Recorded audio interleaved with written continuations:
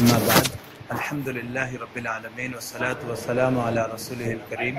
बाद जनाब सदर प्रोफेसर सत्तार साहिर साहब किताब हज़रत मौलाना अल्लामा डॉक्टर मौलाना ज़हीर अहमद साहब बाखवी राही फ़िदाई साहब मद्दज़िल्लहुल आली व दामत बरकातुहुमुल आलिया, उर्दू वाले के मुंतज़िम और सदर और तमाम उर्दू वाले, बिलखुसूस प्रोफेसर क़ासिम अली ख़ान साहब, मुअज़्ज़ज़ ज़ी एहतराम सामईन, मक़ाला निगार हज़रात, ये जो किताब जिसकी आज रस्म इजरा होने वाली है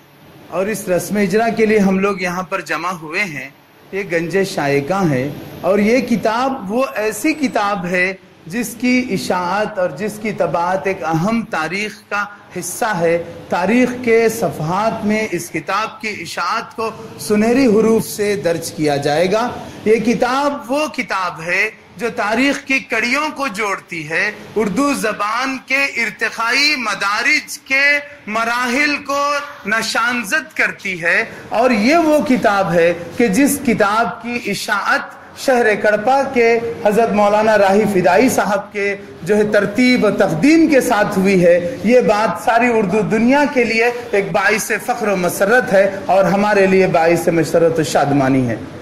ये किताब जैसे कि आप जानते हैं टीपू सुल्तान के अहद के गवर्नर और फलक शिकोह मोहम्मद अली महकरी आसिफ खान आज़ाद का शेरी मजमुआ है, कुल्लियात क़साइद है। और इस किताब की खुसूसियत यह है कि यह किताब मखतूता की शक्ल में एक तवील मुद्दत से मौजूद था। दक्कनी अदब पर जहाँ तहकीक की गई है, तदवीन की गई है, लेकिन ये काम पिछले कई सालों से मसदूद हो गया। दक्कनी अदब की सिर्फ तनकीद हो रही है और तहकीक पर तहकीक हो रही है, लेकिन तदवीन का काम, इशाअत का काम, मखतूतात पर काम जिस संजीदगी का मुतकाजी है, जिस मेहनत और मशक्क़त का तालिब है, इस काम से लोग रिसर्च स्कॉलर्स जो हैं, मुहक्किकीन और माहिरीन जी चुराते हैं और आसानी के साथ कोई किताब इससे मुख्तसर अरसे में छप सकती है। गंजे शायगा की इशाअत के लिए मुसलसल 2 साल से जो मेहनत की गई, इस अरसे में 10 किताबें छप सकती हैं। तो लोग सोचते हैं मिक़दार को देखते हैं, मेयार को नहीं देखते। तो गंजे शायगा एक किताब की इशाअत गोया 10 किताबों, बल्कि मैं कहूँ 100 किताबों की इशाअत से बढ़कर है। ये किताब एक ऐसे मखतूते की शक्ल में थी जिसका वाहिद नुस्खा इस वक्त दारुल उलूम लतीफिया हज़रत मकान खुतब वेलूर के वहाँ की लाइब्रेरी में मौजूद है। और वो नुस्खा भी ऐसी हालत में है कि जिसको पढ़ना और उसकी खिरात करना हर किसी के बस की बात नहीं। और एक इस किताब का जो नुस्खा हैदराबाद में मौजूद था, वो नुस्खा गायब हो गया।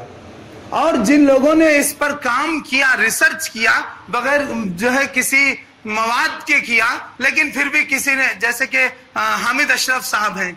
महाराष्ट्र के, उन्होंने भी इस मौजू पर एमफिल का मकाला लिखा। लेकिन इस किताब की इशाअत जो मौलाना राही फ़िदाई साहब मद्दज़िल्लहु ने की है और इसकी तरतीब, तक़दीम और तदवीन और इशाअत का जो बहुत बड़ा कारनामा अंजाम दिया है, ये बहुत ज्यादा मेहनत तलब काम है। मैं अच्छी तरह से वाकिफ हूँ। आपके साथ मौलाना असद सनाई, काजी असद सनाई साहब भी थे, उनसे भी मुलाकात हुई। हैदराबाद के कई असफार हुए, मुख्तलिफ लोगों की इस सिलसिले में मदद ली गई और इसकी जो है किताबत ऐसी छपी है किताब कि मैं दावे के साथ कह सकता हूँ कि इसके अंदर कोई गलती नहीं है। अगलात से पाक किताब, हत्तल इम्कान इंसानी बस में जितना है उतना अगलात से पाक किताब छपी है। कोई प्रूफ रीडिंग की गलती नहीं है, कोई कंपोजिंग की गलती नहीं है, किसी भी किस्म की। इस किताब की कदरदानी तो वही कर सकते हैं जिनको हमारे जबान के माजी की तारीख की कड़ियों को जोड़ने का जज्बा हो और वो इस शौक में रहते हो। उनको ये पता चले कि गुजरात में उर्दू का माहौल क्या था। सुखनवरान गुजरात में आप जो ये साहब किताब हैं, इनके जो आबा व अजदाद थे, उन्होंने क्या कारनामे अंजाम दिए। और उसके बाद में ज़हीरुद्दीन मदनी साहब ने क्या लिखा, और उसके बाद में जो है तज़किरतुल क़ारी में जो इसका तज़किरा मिलता है। और फिर हज़रत महमूद दरियाई जिनका मजमूए कलाम भी मौजूद है और जो गुजरात उर्दू एकेडमी के जरिए शाये हुआ। हज़रत क़िबला ने जो है अपनी किताब के मुक़द्दमे में इतनी मबसूत मुदल्लल वजाहत के साथ इस किताब पर और साहब किताब के ख़ानदानी पस मंज़र पर लिखा है कि मैं समझता हूँ कि इससे बेहतर तहक़ीक़ का हक़ अदा कोई और शायद ही कर सके। اس کتاب کا جو مبسوط مدلل مقدمہ ہے وہ اس کتاب کی جان ہے، اور یہ کتاب میں وہ جو کلام مرتب کیا گیا ہے جو اگرچہ کہ دیوان خصائد ہے لیکن اس کے اندر رباعیات بھی ہیں، مخمس بھی ہیں، مستزاد بھی ہیں، اور کہوں تو 8 غزلیں ہیں جو حضرت باقر آگاہ جو صاحب کتاب جو تھے صاحب دیوان کلیات کے، ان کے معاصر تھے، تو ان کی غزلوں کے جواب میں غزلیں کہی گئی ہیں، اور ان کا جو معیار ہے، اس کتاب کی جو زبان ہے، آپ حیران ہو جائیں گے 18ویں صدی میں ہماری زبان دکن میں، خاص طور پہ سلطنت خداداد میں، میسور میں، اور یہ صاحب جو ہیں سلطنت خداداد کے گورنر رہے ہیں، آپ کے نام جو ٹیپو سلطان شہید کے خطوط ہیں، حضرت قبلہ نے ان خطوط کو بہترین انداز سے اس کا پس منظر بیان کرتے ہوئے اس پر بہترین تعلیق اور حواشی کے ساتھ ایک تاریخی پس منظر میں گفتگو کی ہے۔ اس سے پتہ چلتا ہے کہ سلطنت خداداد کا نظم و نسق کیسا تھا، نظم و نسق کو کتنی اہمیت دی جاتی تھی،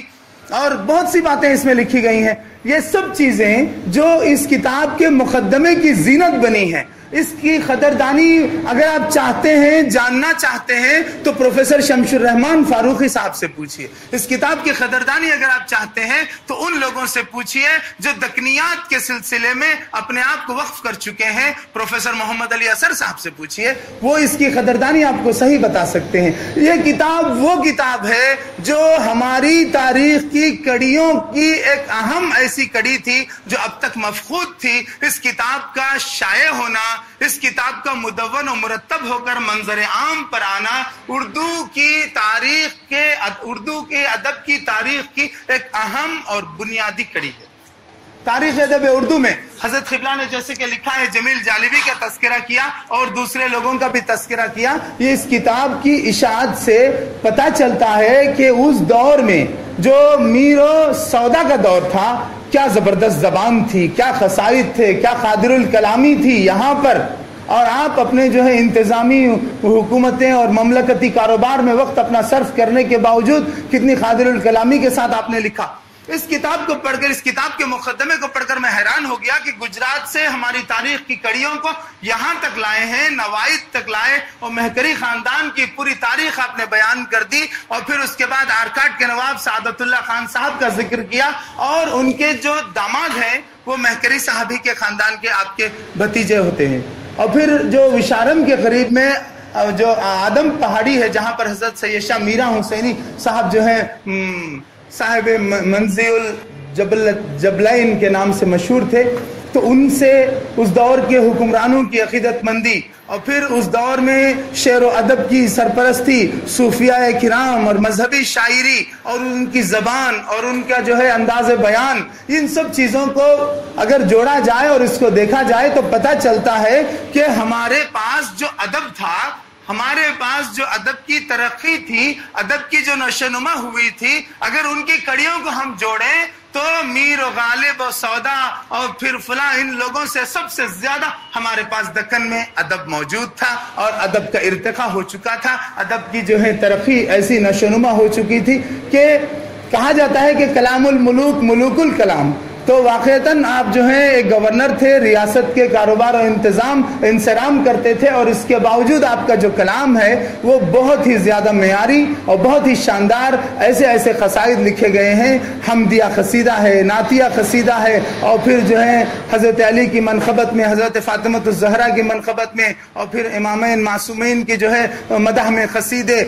اور پھر ان قصائد کی جو زبان، بیان، لطافت، استعارے، تشبیہات، تلبیہات، نہایت و بے انتہا ادبی خصوصیات سے پوری طرح ممزوج یہ کلام ہمارے سامنے آیا ہے۔ یہ آپ کو بتاؤں، ایک ایسا مخطوطہ جو کرم خوردہ مخطوطہ، صفحات پورے کے پورے الٹے پلٹے ہوئے، جس کو خرد کرنا میں اگر کہوں تو شاید مبالغہ نہ ہوگا کہ کسی کے بھی بس کی بات نہیں۔ ایک ایک لفظ کو وہاں پر دیکھنا پڑتا ہے کہ لفظ کیا ہے۔ اس زمانے کا رسم الخط الگ تھا، وہ خط شکستہ میں لکھے جاتے تھے، اور مخطوطوں کا انداز الگ ہوتا تھا، اور مخطوطہ شناسی ہر کسی کے بس کی بات نہیں۔ اور پھر اس مخطوطے کو پڑھ کر میں یہ بتاؤں، آپ کے علم میں اگر ہو نہ ہو میں بتاؤں کہ حضرت ڈاکٹر راہی فدائی صاحب نے اس سے پہلے جو ہے یہ ابن نشاطی کی مثنوی پھول بند جو تھی، جس کی تدوین بہت سے لوگ حیدرآباد میں اور دوسرے مقامات پہ کر چکے تھے، اس کا ایک بہت بڑا حصہ جو اس کتاب میں خود موجود نہیں تھا اور تدوین کرنے والوں کی نظروں سے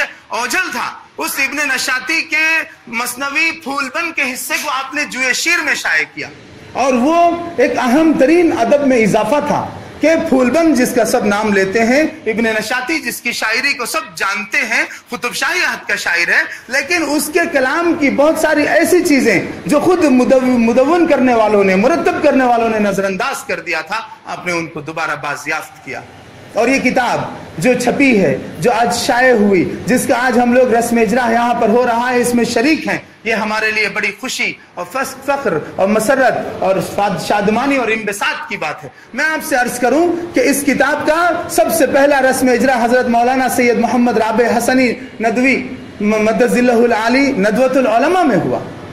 ندوۃ العلماء میں اس کا رسم اجرا ہوا۔ دوسرا رسم اجرا حیدرآباد میں ہوا، شمس الرحمان فاروقی صاحب نے اس کتاب کی رسم اجرا میں وہ بلند الفاظ کا اظہار کیا اور اپنے خیالات کا اس کتاب پر اظہار کیا کہ یہ وہ کتاب ہے کہ جس کے مطالعے سے ہمیں پتہ چلتا ہے کہ دکن کی جو شاعری تھی اس کا دور عروج کیسا تھا۔